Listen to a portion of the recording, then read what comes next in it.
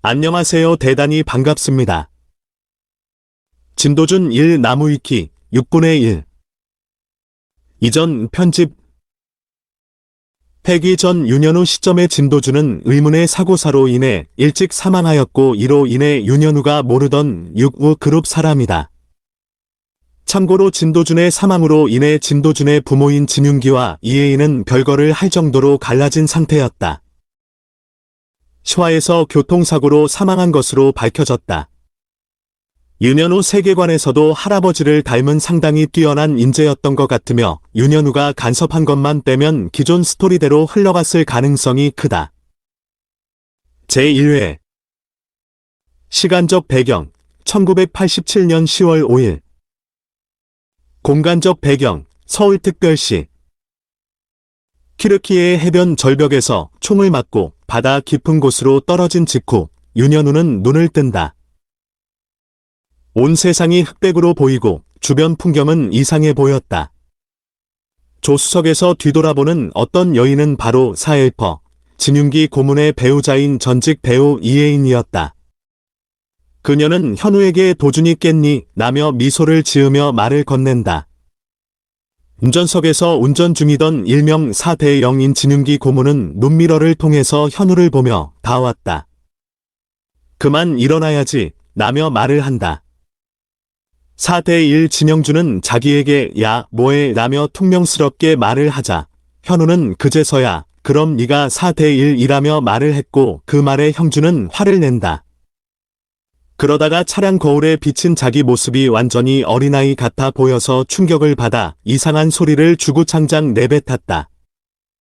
광화문 앞에서 유턴한 직후 자동차 뒷유리를 통해서 보이는 건물은 1995년에 이미 해체됐던 조선총독부 청사, 즉 국립중앙박물관이었다. 충격을 받은 현우는 세종문화회관 앞에서 정차한 차량에서 내려 구역질을 했다. 뒤따라 내린 이혜인은 구역질을 하는 현우의 등을 어루만지며 괜찮은지 확인한다. 그리고 주변을 돌아보던 윤현우.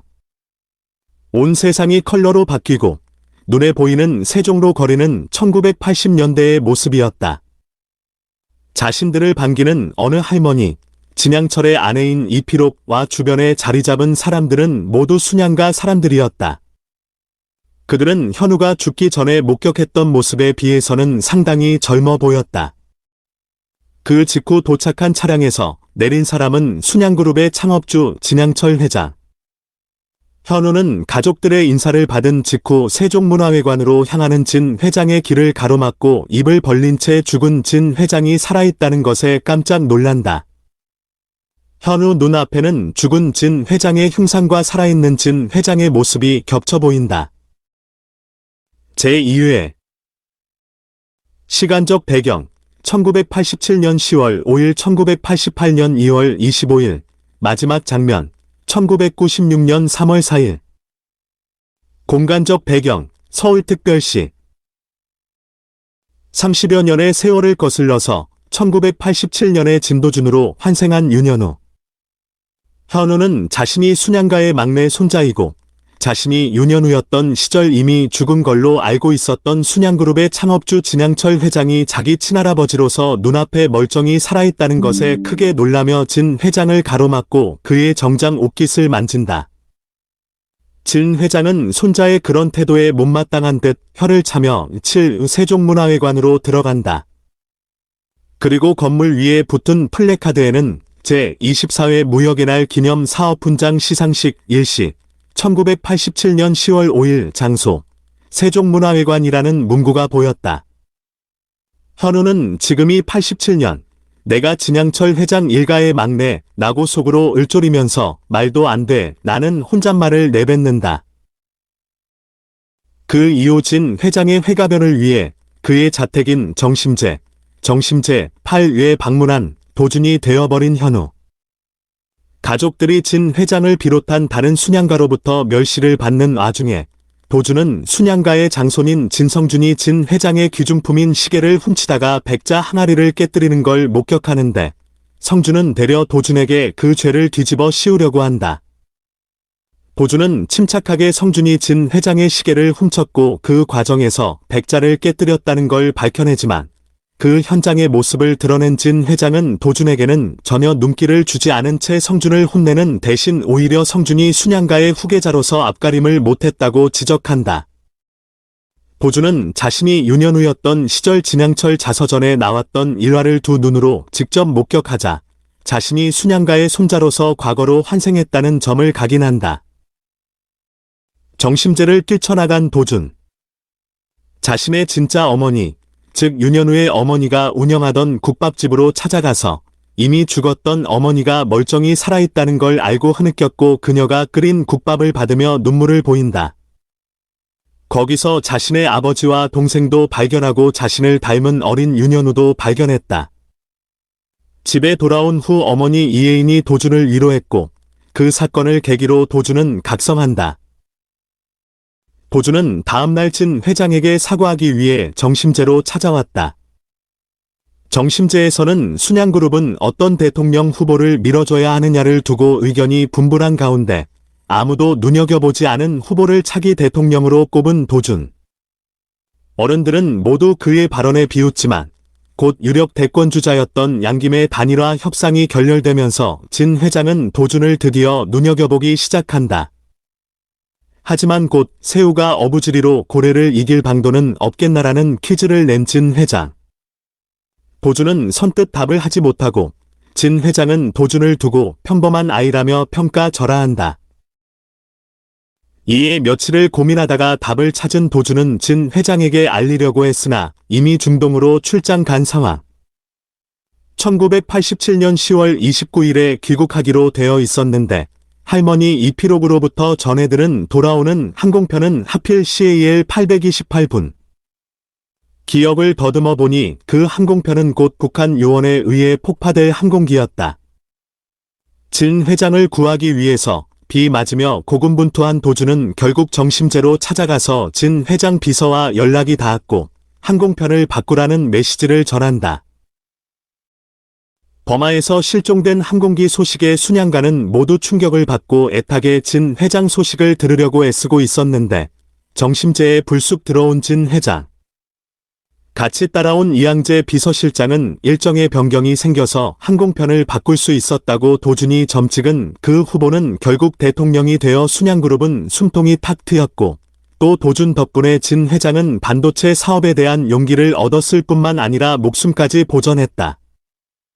1988년 2월 25일 대통령 취임식이 있던 날에 정심제의 2층 서재에서 진양철은 보답으로 도준에게 무엇을 원하냐고 물어봤고 도준은 돈은 됐고 땅으로 달라면서 진 회장의 서재 한 구석에 놓인 지도 속 당시까지만 해도 논밭에 불과했던 분당 신도시 지역에 슬쩍 손가락을 댔다. 그리고 도준은 진 회장에게 순양가가 그동안 단 한 명도 따내지 못한 서울대학교 법대 합격증이라는 명예를 주겠다고 거래를 제안한다. 서재에서 내려온 도준과 진 회장. 진 회장은 가족들이 보는 앞에서 도주이야, 내 손주다. 나는 한마디로 도준을 가족으로 인정했고 막내 아들 진윤기 가족이 정기적으로 함께 식사할 거라고 선언했다. 그로부터 8년이 흐른 1996년 3월 4일 대학생이 된 도준은 대학 캠퍼스에 잔디밭을 거닐며 국내 최고 대학에 수석 합격한 재벌가 막내에 관심을 가진 취재진에게 둘러싸인다. 제3회 시간적 배경 1996년 공간적 배경 서울특별시 경기도 성남시 분당구 미국 뉴욕주 뉴욕시 과거 진도준이 할아버지 진양철 회장의 보답으로 점찍었던 그 허허벌판은 신도시로 탈바꿈했고 도준은 토지 보상금과 매각금 등 명목으로 총 240억 원이라는 거액의 돈을 손에 쥔다. 진 회장은 눈이 좋은 기가, 운이 좋은 기가 나며 도준의 돈복에 감탄한다.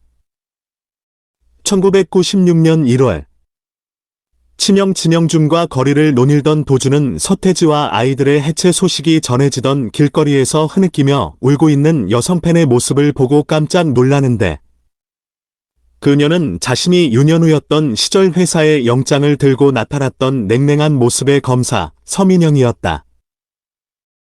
이후 도준은 아버지 진윤기와 형준과 함께 미국 뉴욕에서 열린 영화제를 찾아간다.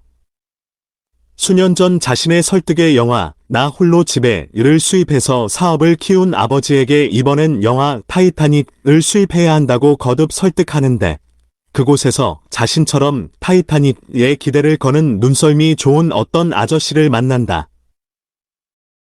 그 아저씨는 아까 자신과 부딪혀서 길거리에 도넛을 떨구고 천만 불짜리라고 열변을 토하던 오세연. 오세연이 마음에 든 도준은 그가 어떤 사람인지 살펴보고 그를 만나기 위해 식당 야외 테이블에서 피자를 먹으며 체스 세계 챔피언 가리 카스파로프와 IBM의 인공지능 딥블루와의 경기를 TV를 통해 보고 있던 오세연을 찾아간다. 그에게 인공지능이 이길 거라는 비기를 전하고 난 뒤 그와는 사업 파트너 관계가 된다. 1996년 3월 서울대학교 법과대학에 수석 입학한 도준. 그는 이번엔 서민영을 캠퍼스에서 같은 학교 같은 학과 동기로서 제외한다. 그녀에게는 서태지 복고 시기를 밑밥으로 던지고 그걸 계기로 그녀와 함께 명문의 모임에 참석한다. 특권을 누려본 적도 기대해본 적도 없다.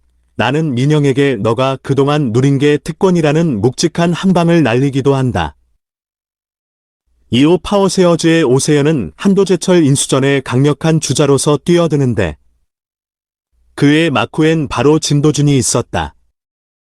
오세연은 도준이 큰아버지인 진영기 부회장에 맞서는 이유에 대해 강한 의문을 가졌고 곧 그가 순양의 후계 구도에 관심을 있다는 걸 알아챈다.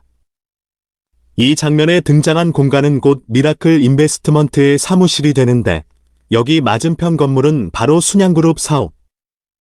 진도준은 대담하게도 할아버지 회사 앞에다가 떡하니 사무실을 연 것이다.